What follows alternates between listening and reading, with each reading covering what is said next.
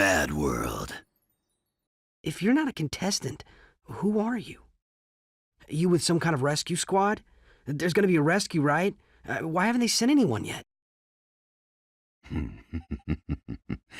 Because everyone's too busy running around with their heads up their asses to do anything.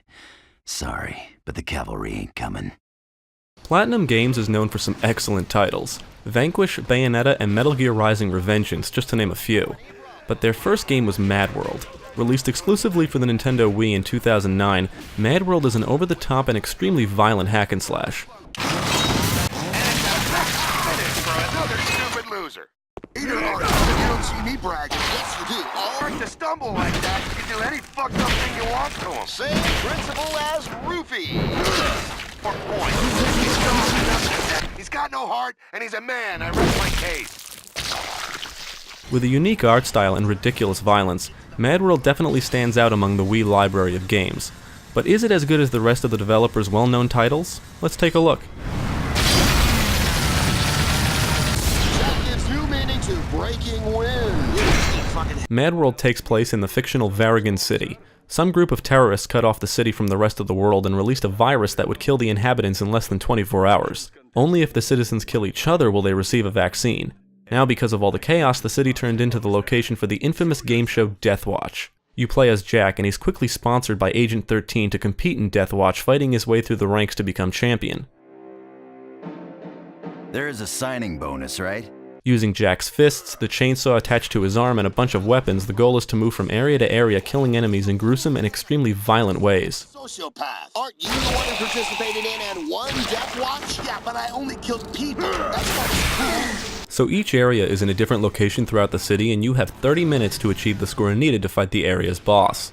I think the time limit mechanic sucks, but after realizing it's not hard to achieve the score within the time limit, I didn't think too much of it. I just hate being timed. Beat the boss and you move on. Simple concept, really. You're scored for killing enemies, and the more gruesome and creative the kill, the more points you earn. Achieving a specific amount of points will unlock Bloodbath Challenges, which are these hilarious and fun mini-games where you need to kill a number of enemies in specific ways.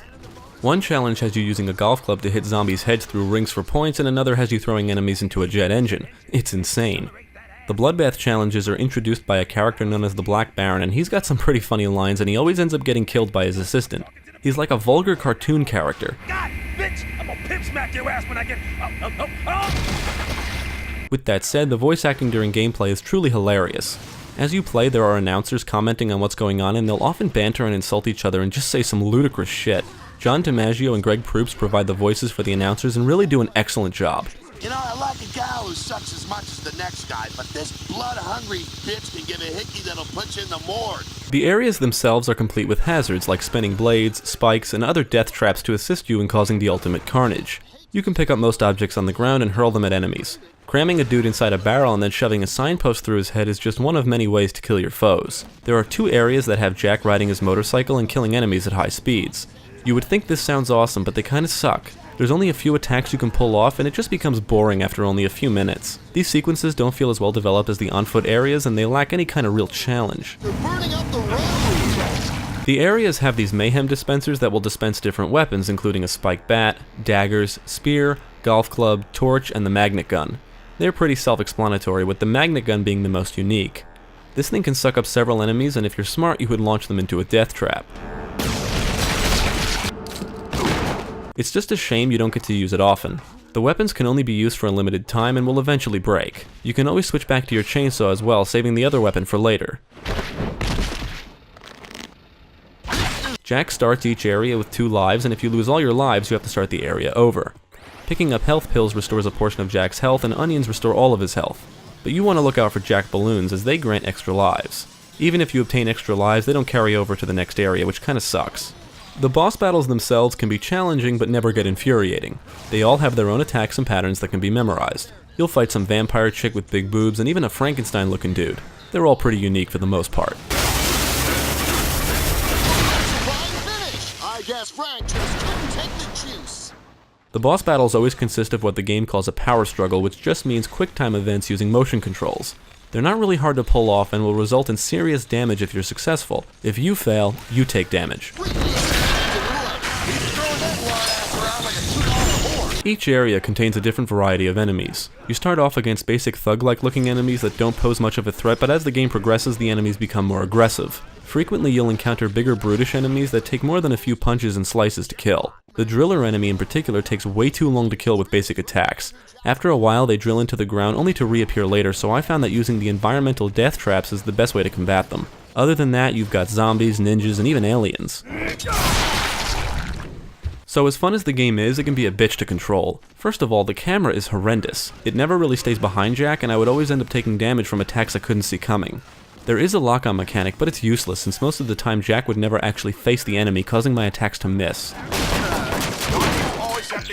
I don't really know if I can blame the game for the controls because I really think it's the limitations of the motion controls. You move Jack around using the stick on the nunchuck, but you have no real control over the camera other than pressing the C button to reset it.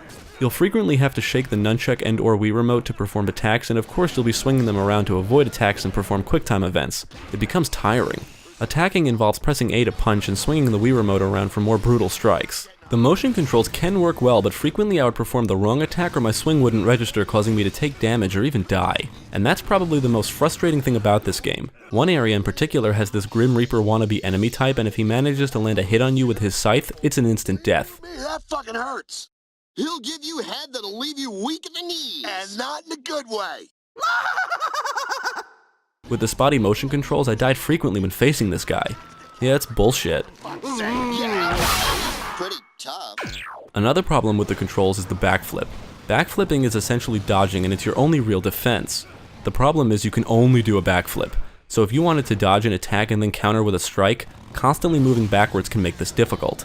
Jack can do this lunge attack after flipping, but I never seem to land the attack. So combine the shitty camera with the backflipping and I was frequently flipping into other enemies or hazards. In my opinion, the music here just sucks. It's got a soundtrack full of rap or hip-hop, whatever people are calling it. It's just not for me. I quickly turned it off, and in doing so, it really exposes how lacking the sound effects are, specifically during the cutscenes. Jack, look out. Groupies.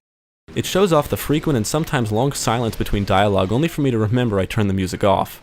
It's the visual style that makes the game stand out. The game is black and white with the exception of blood and other minor things, and the entire game is presented in a pretty cool comic book style. The visuals also cause a problem during gameplay. Due to the lack of color, it can sometimes be hard to make things out, including enemies or even where you are. Luckily, there's a mini-map to help guide you. The game will take a frame rate hit if things get extremely hectic, which can happen frequently in later areas. Other than that, I encountered no real issues or bugs. MadWorld is a game that strives on being violent and vulgar, but the gameplay is actually quite fun, and it's cool to explore the areas discovering new and interesting ways to kill your enemies. If it wasn't for the motion controls, I think the gameplay would be even better, and it's kind of a shame that it was never given classic controller support. It would definitely be more comfortable, that's for sure. MadWorld has its problems, but it's still a fun game and even has some great replay value. It's a title Wii owners should definitely check out. So long, Jack. Best of luck. A mad world, huh? I'll fit right in.